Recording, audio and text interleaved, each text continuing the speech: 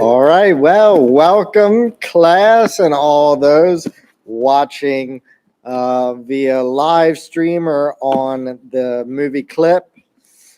This is Trinity International School of Theology, and this is our first lesson on World Religions 410, the Abrahamic religions in context. And you might say, well, why is there a picture of an ancient Mesopotamian ziggurat?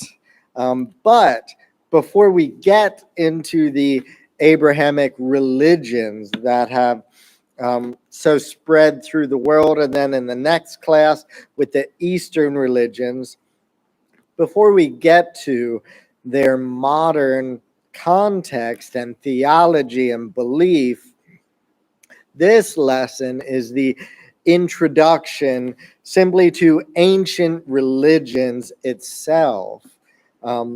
However, I think many people misconstrue religion as to say, well, when did religion come about? Or when was religion invented? When was the stories of the gods? When did they first appear in the history or in the archaeological record or in time? And that's a historical question, but a theological one as well.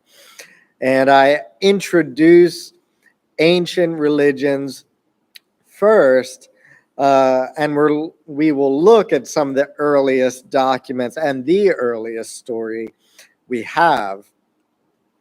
But that is to say this, religion, as far as the historical record goes, has always existed.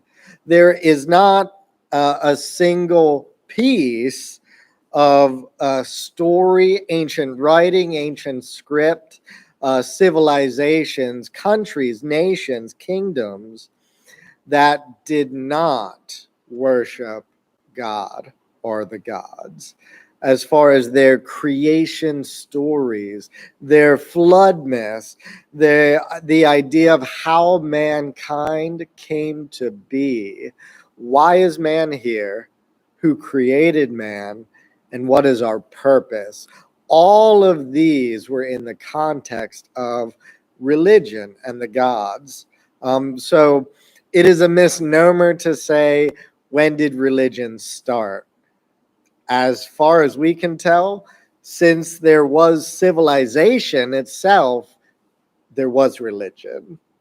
And that's why I want to unpack this introductory lecture before we get into the specifics of Judaism, Christianity, Islam, Hinduism, Sikhism, Taoism, Confucianism, and the rest of the Eastern religions.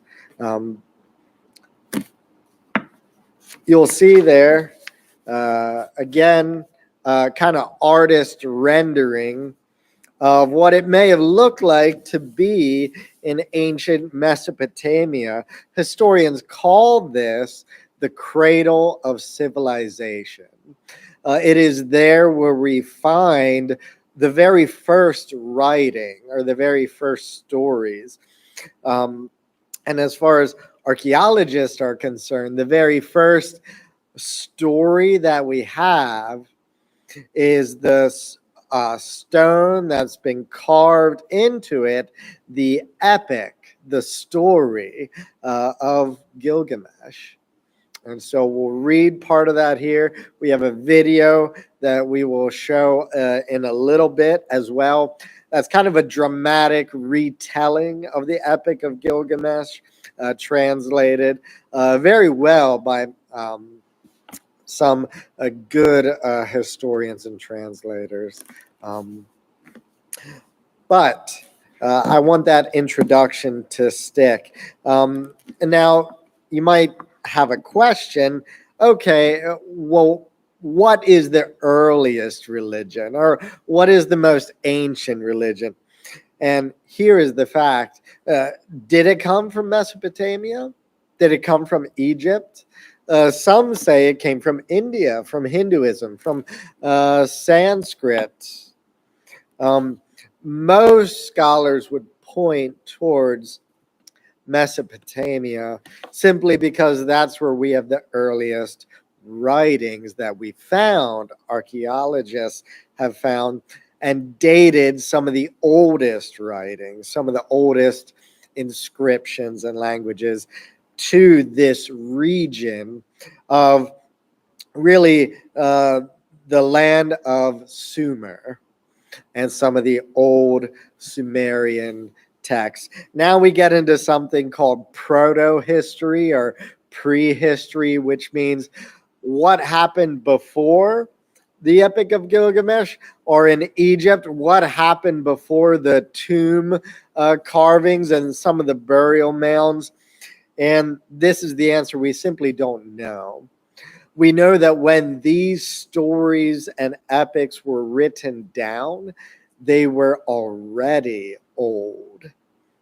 And so it's really hard to nail down the oral tradition of religion.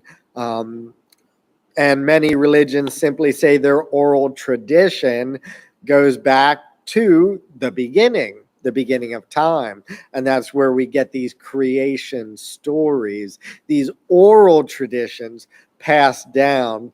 And one scholar put it like this: it's not as if the ancient Mesopotamians or Egyptians said to themselves, oh, let us leave a written monument for archaeologists. No, ancient people simply lived their life, passed on the stories, and it's only because a very few kings and rulers wanted to preserve their legacy that we have anything preserved at all from that time.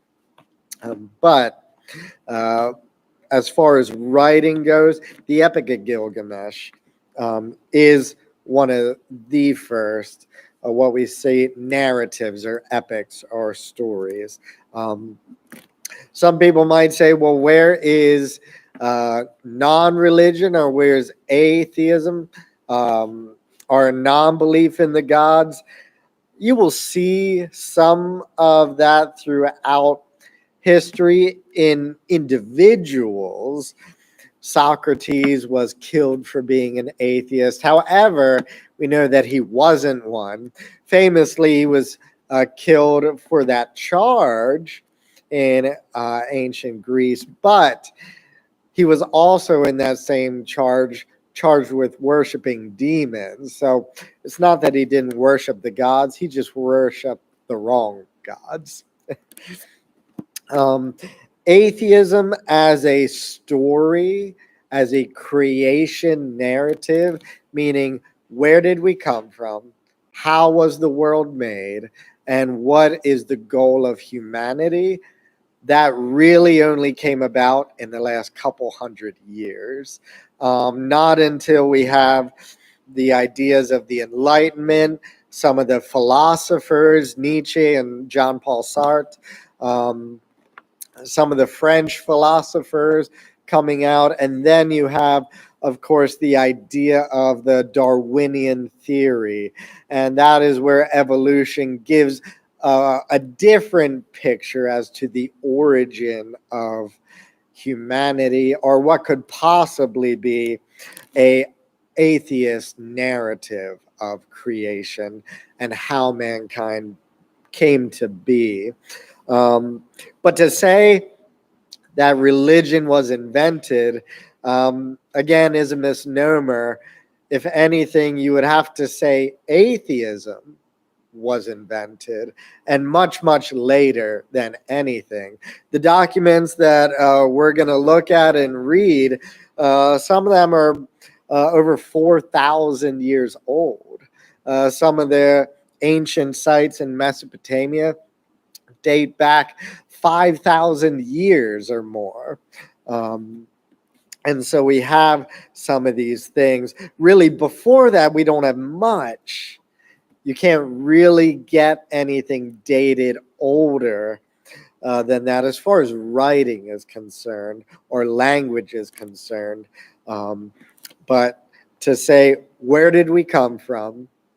Who created humanity? And what is our purpose? Religion has always been the dominant idea. Now, the religions we're going to talk about, for historians, they're so thrilling because some of them, the myths are so grandiose. And so some early ideas and some different things about the gods are quite interesting, to say the least. But to say, when did religion begin? No, that's not correct. Atheism, the belief in no gods, that man simply, or the universe simply was, is a very young idea. Most of all of humanity believe that the gods, or a god, or a higher power created what is the known universe. All right, so we look at the first epic that we have, one of the oldest epics,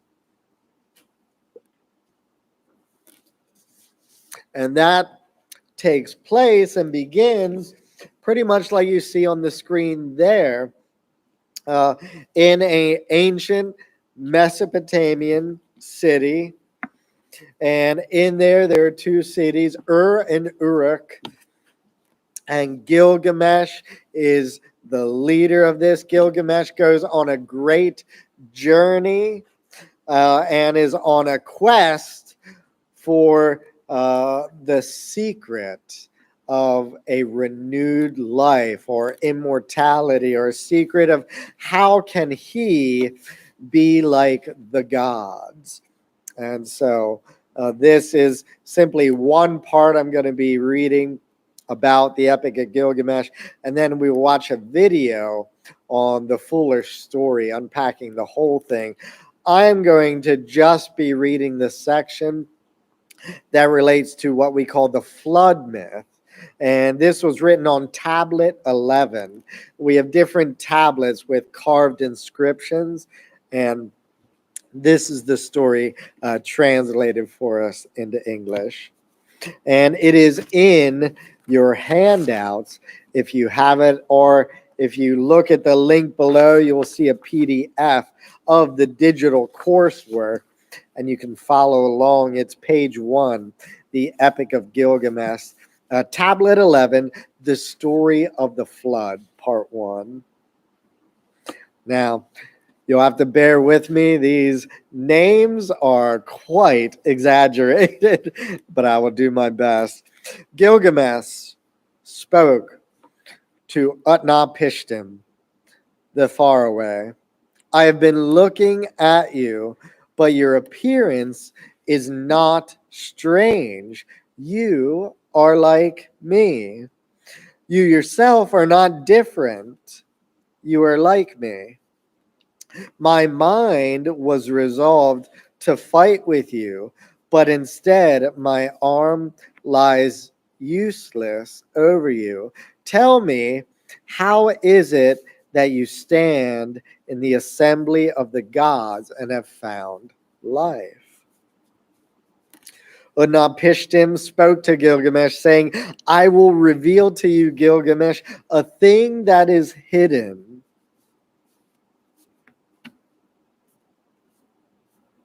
A secret of the gods I will tell you. Shuruppak, a city that you surely know, situated on the banks of the Euphrates, that city was very old, and there were gods inside it. The hearts of the great gods moved them to inflict the flood. Again, you'll see amongst all civilizations, interestingly, across continents and across time, have a creation story and a flood story. And you'll say, surely not all, but if you look at the archaeological records, you will see whether you are in the middle of the desert in Africa, you are on the hills of India, you are in the desert along the Nile of Egypt, or you're right here at the cradle of civilization in Mesopotamia. Each kingdom has a story of a man who escaped the destruction of the gods by building a boat or getting on a boat, or in some a giant canoe, in some he rides a great beast, but they all have this in common.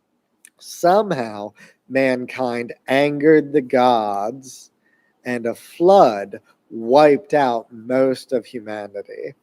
And that is all throughout the world. Flood stories have been told and retold. And the oral tradition, we simply do not know how long that goes back. All right. The heart of the great gods moved them to inflict the flood. Their father, Anu, uttered the oath of secrecy. Valiant Enlil was their advisor. Ninurta was their chamberlain. Anugi was their master of canals. Very important positions these gods have. The clever prince, was under oath with them, so he repeated their talk to the reed house. Reed house, wall, wall, a man of Shurupak, son of Ubaratu. Tear down the house and build a boat. Sounds familiar, doesn't it? Sounds like the account of Genesis and Noah. Build a boat, abandon wealth, and seek living beings. Spurn possessions and keep alive living beings. Make all living beings go up into the boat. The boat which you are to build, its dimensions must measure equal to each other. Its length must correspond to its width. Roof it over like the Apsu. I understood and spoke to my lord Ea. My lord, thus is the command which you have uttered. I will heed and do it. But what shall I answer the city, the populace, and the elders? Ea spoke, commanding me, his servant. Well then, this is what you must say to them. It appears that Enlil is rejecting me, so I cannot reside in your city. So now the God is telling Utnapishtim to lie to the elders, to make a cover up, to tell them the gods are angry at me. I have to leave the city. And in secret, build this boat so that I and the animals and my family can survive while the rest of them get wiped out. I cannot reside in your city, nor set forth on Enlil's earth. I will go down to the Apsu and live with my lord Ea, and upon you he will rain down abundance, a profusion of fowl, and myriad of fishes. He will bring to you the harvest of wealth, and in the morning he will let loaves of bread shower down, and in the evening a rain of wheat. Just as dawn began to glow, the land assembled around me. The carpenter carried his hatchet, the reed worker carried his flattening stone, the children carried the pitch, the weak brought whatever else was needed. On the fifth day, I laid out her exterior. It was a field in area. Its walls were each 10 times 12 cubits in height. The sides of the top were equal length, 10 times its cubits each. I laid out its interior structure and drew a picture of it. I provided it with 6 decks, thus dividing it into 7 levels. Again, quite a large boat, and quite a meticulous how this epic just doesn't gloss over it. I escaped in a boat, but it kind of details the construction of it as well. The inside of it, I divided into 9 compartments. I drove plugs to keep out water in the middle part. I saw to the punting poles and laid in what was necessary. 3 times 3,600 units of raw bitumen I poured into the bitumen kiln. 3 times 3,600 units of pitch into it. And he goes again with this idea of 3,600. And he says it was 3,600 casks were carried with vegetable oil. They were to be consumed 3 times. And he talks about butchering and all the rest. And he set his hand. On page 2 is where I'll pick it up. The boat was finished by sunset. The launching was very difficult. They had to keep carrying a runway of poles front to back until 2/3 of it had gone into the water. Whatever I had, I loaded on it. Whatever silver I had, I loaded on it. Whatever gold I had, I loaded on it. All the living beings that I had, I loaded on it. I had all my kith and kin go up into the boat, all the beasts and animals of the field, and the craftsmen I had go up. Shamash had set a stated time. In the morning, I will let the loaves of bread shower down, and in the evening rain a week. Go inside the boat, seal the entry. That stated time had arrived. In the morning, he let loaves of bread shower down, and in the evening rain a week. I watched the appearance of the weather. The weather was frightful to behold. I went into the boat and sealed the entry. For the caulking of the boat to Puzamoruri, the boatman, I gave the palace together with its contents.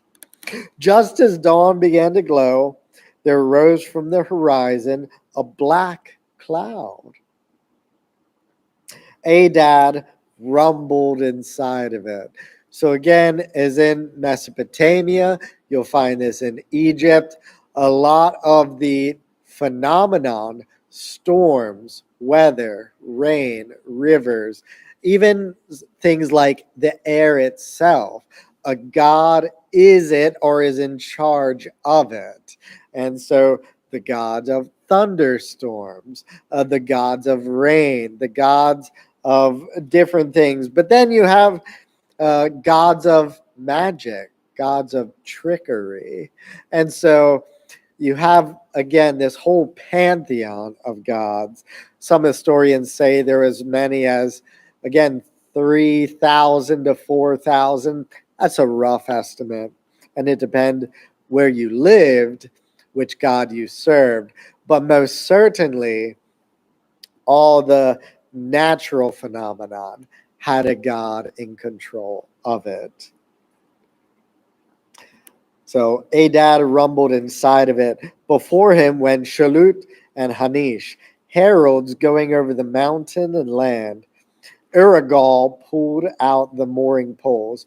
Forth went Ninurta and made the dikes overflow. The Anuki lifted up the torches, setting the land ablaze with their flare. Stunned, shock over a dad's deeds, overtook the heavens and turned to blackness all that had been light. The land shattered like a pot. All day long, the south wind blew, blowing fast, submerging the mountain in water, overwhelming the people like an attack. So no one could see his fellow. They could not recognize each other in the torrent. Now, interestingly enough, you have different accounts of the flood stories of why the floods stopped. In some, the gods were, like in this story, afraid of the power that they had unleashed. Others, like the Egyptian story, is a god regrets that he had killed off the people, or it says, finally, enough. You will see that in the Abrahamic religions, of course, is that because of the evil, because of the wickedness, um, it is very much the same in Egyptian. They start serving another god. This angers the god, and they send in the flood or another god to punish the people. But in these flood stories, it's interesting just how different, but yet how consistent some of the themes are. They're very different gods, very different reasons why they sent the floods, but in each of them, somehow the gods relent and choose to indeed save at least part of humanity. The gods were frightened by the flood and retreated, ascending to the heaven of Anu. The gods were cowering like dogs, crouching by the outer wall. Ishtar shrieked like a woman in childbirth. The sweet-voiced mistress of the gods wailed. The olden days have, alas, turned to clay, because I said evil things in the assembly of the gods. How could I say evil things in the assembly of the gods? Ordering a catastrophe to destroy my people. No sooner have I given birth to my dear people than they filled the sea like so many fish. So now you see the regret and the reason for turning back. The gods, those of the Anakai, were weeping with her. The gods humbly sat weeping, sobbing with grief, their lips burning, parched with thirst. 6 days and 7 nights came the wind and flood, the storm flattering the land. When the 7th day arrived, the storm was pounding. The flood was a war, struggling with itself like a woman writhing in labor. The sea calmed, fell silent, the whirlwind and flood stopped. I looked around all day long. Quiet had set in, and all human beings had turned to clay. The terrain was as flat as a roof. Again, this is a first description, a first-hand account, so a story within the story of Utnapishtim to Gilgamesh. So he's saying, I got in my boat, and when I looked out, all of mankind had turned to clay, and it, as if all the city had been flattened, right? As flat as a roof. This is how powerful the flood was. The terrain was as flat as a roof. I opened a vent, and fresh air, daylight, fell upon the side of my nose. I fell on my knees and sat weeping, tears streaming down the side of my nose. I looked around for coastlines in the expanse of the sea, and at 12 leagues there emerged a region of land. On Mount Nimush, the boat lodged firm. So he's looking around, it's simply flat. There's just water, there's ocean, there's terrain. He sees a mountain top. And finally, the boat is lodged on top of the mountain. Now, interestingly enough, archaeologists and scholars have long searched for boats on top of mountains in and around Mesopotamia. It is believed by biblical scholars that Mount Ararat is the place where Noah's Ark was lodged as the waters receded down. But again, it is hard to find something that is wooden and weathered and probably has decayed long already. But there's speculation, and they say it's either one of three mountains based on everything in the written accounts, much like this old account of where the boat finally landed.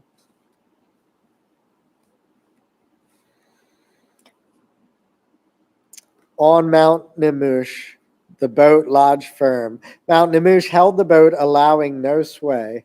One day and a second, Mount Nimush held the boat, allowing no sway.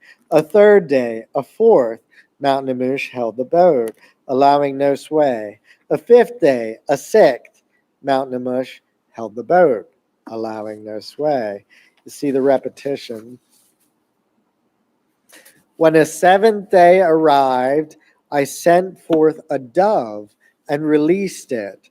The dove went off, but came back to me. No perch was visible, so it circled back to me. I sent forth a swallow and released it. The swallow went off, but came back to me. No perch was visible, so it circled back to me. Then I sent forth a raven and released it. The raven went off and saw the waters slither back. It eats, it scratches, it bobs, but does not circle back to me. Then I sent out everything in all directions and sacrificed a sheep. I offered incense in front of the mountain ziggurat. Again, ziggurats were what is pictured here, what they could possibly look like, a towering temple. And in Mesopotamian beliefs, it is reaching towards the sky because that is where the gods live. So humanity is getting closer to the gods. And usually the uppermost part, if you see that very tiny uppermost temple, that would be reserved for the gods' bedchamber, the sleeping quarters. Believe that the god of that city, it was there that they slept, and there where they had kind of their abode among mankind. So that's the mountain ziggurat. 7 and 7 cult vessels I put in place, and into the fire underneath I poured reeds, cedar, and myrtle. The gods smelled the savor. The gods smelled the sweet savor and collected like flies over a sheep sacrifice. Just then, Belelti arrived. She lifted up the large flies or beads which Anu had made for his enjoyment. You gods, as surely as I shall not forget this lapis lazuli around my neck, right? An adornment, this necklace. May I be mindful of these days and never forget them. The gods may come to the incense offering, but Enlil may not come to the incense offering, because without considering, he brought about the flood and consigned my people to annihilation. Just then, Enlil arrived. He saw the boat and became furious. He was filled with rage at the Agigi gods. Where did a living being escape? Now, some of the gods are upset, but not Enlil. He wanted to destroy all of humanity, or so it says. No man was to survive the annihilation. Nuruta spoke to valiant Enlil, saying, who else but Ea could devise such a thing? It was Ea who knows every machination. La spoke to valiant Enlil, saying, it is yours, O valiant one, who is sage of the gods. How could you bring about a flood without consideration? Charge the violation to the violator. Charge the offense to the offender, but be compassionate, lest mankind be cut off. Be patient, lest they be killed. Instead of your bringing on the flood, would that a lion had appeared to diminish the people? Instead of bringing on the flood, would that a wolf had appeared to diminish the people? Instead of your bringing the flood, would that famine had occurred to slay the land? Instead of bringing on the flood, would that pestilent era had appeared to ravage the land? It was not I who revealed the secret of the great gods. I only made a dream appear to Athrasis, and thus he heard the secret of the gods. Now then, the deliberation should be about him. Enlil went up inside the boat and, grasping my hand, made me go up. He had my wife go up and kneel by my side. He touched our forehead, and standing between us, he blessed us. Previously, Utnapishtim was a human being, but now let Utnapishtim and his wife become like us, the gods. Let Utnapishtim reside far away at the mouth of rivers. They took us far away and settled us at the mouth of rivers. Now then, who will convene the gods on your behalf that you may find the life that you are seeking? So that is just a small part of this. Mesopotamian religion, if you'll look on page 4, you can follow along in the handouts, but this was central to people's lives. And so what do we see from this? We get a part of the flood story, but then we have other things mixed in.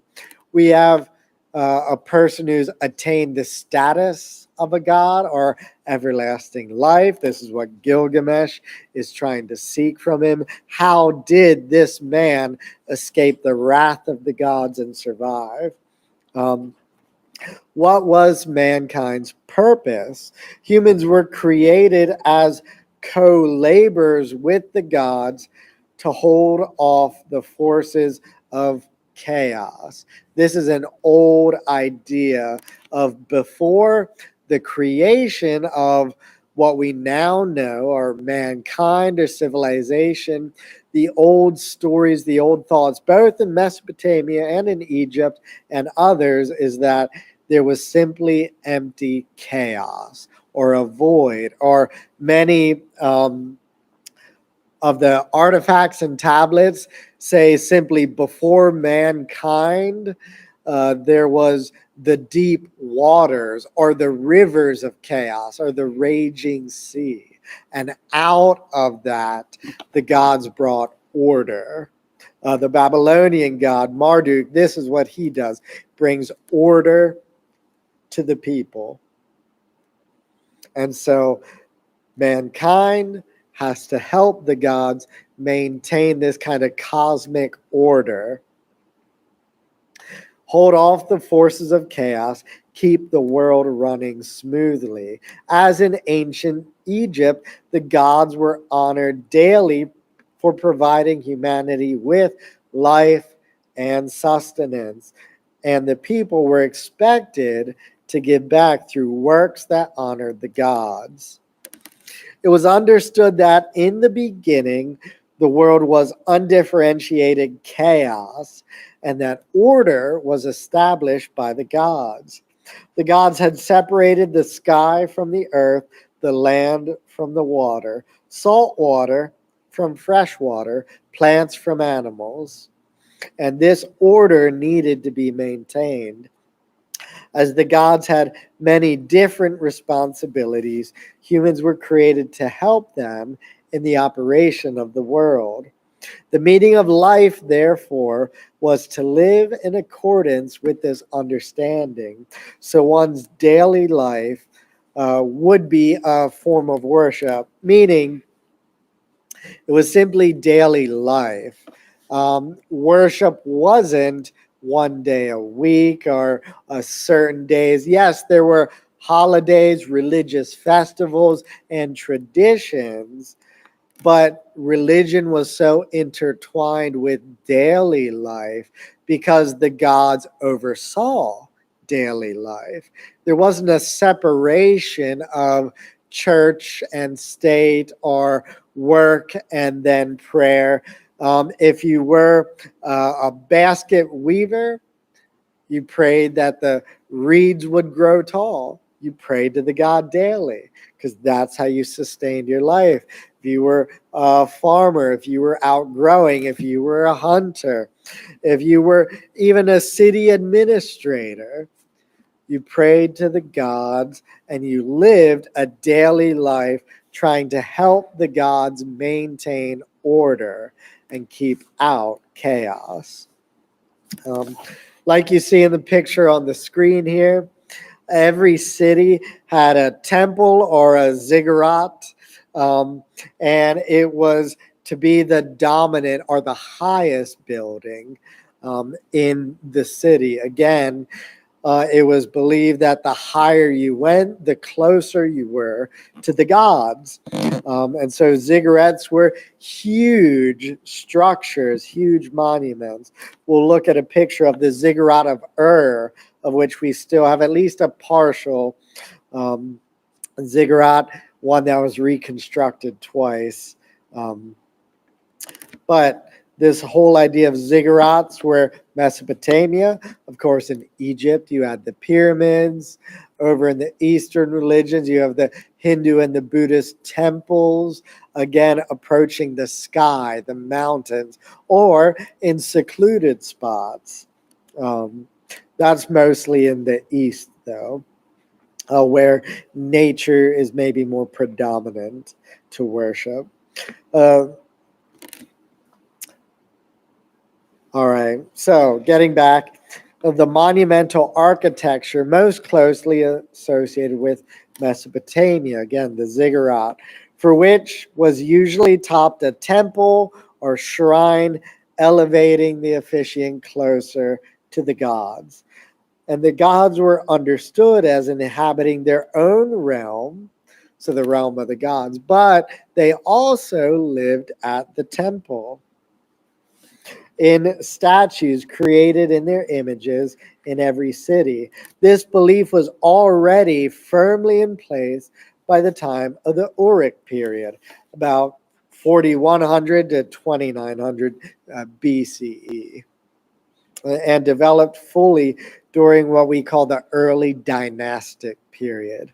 So again, the tale of Gilgamesh, of Uruk, these were already old stories passed down orally until finally a king or a city official decided to carve these in a monument or in stone tablets, which we have now. Although Mesopotamian religion changed in focus and the names of deities over the centuries, the central understanding of the relation between humanity and the gods rarely changed. As of late 650 CE, the people of Mesopotamia still adhered to the belief that they were God's co-workers who assisted in the maintenance of order. So think of that as far as we can unpack 4100 and perhaps earlier up into 650 BC, the idea of what humanity was to do, why we were created, that story did not change very much, if at all. And it says this paradigm changed only after 651 CE. And that is, of course, when the invasion of the Muslims, the Arabs, and the new monotheistic religion of Islam came to be. So, of course, you have the Abrahamic religions, and the earliest we have of the Judean or Jewish religion is the idea of course, our creation story, Noah, but Abraham specifically, they mention him coming out of Ur. And most scholars think this is Ur of Mesopotamia. And we have that older tradition. Again, we have Moses and the Exodus. And then we have the people of Israel.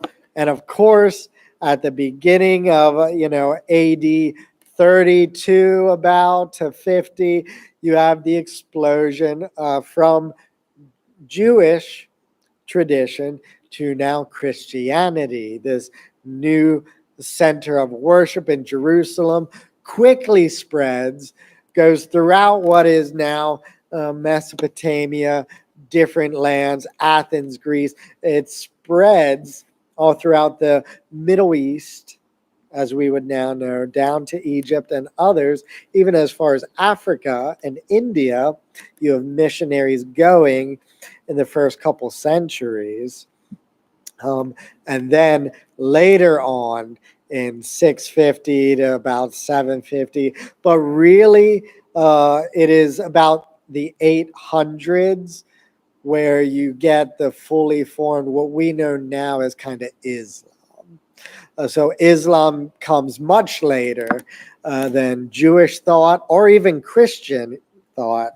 Islam is the last of the Abrahamic religions to come into power and be a national religion. All right, so before we get into the Mesopotamian creation myth, this and the Babylonian of Enu Elish,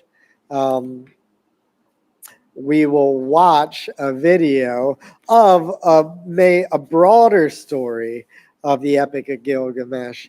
And so we'll end this first part of the lecture there with our introduction to Mesopotamia, a little snippet of the epic of one of the first written stories we have, one of the first writings we get. And so we'll look at it more broadly in this kind of dramatic retelling, and then we'll come back, explore a little bit more of Mesopotamia, then we'll go into Babylon, and finally Egypt. So, all right.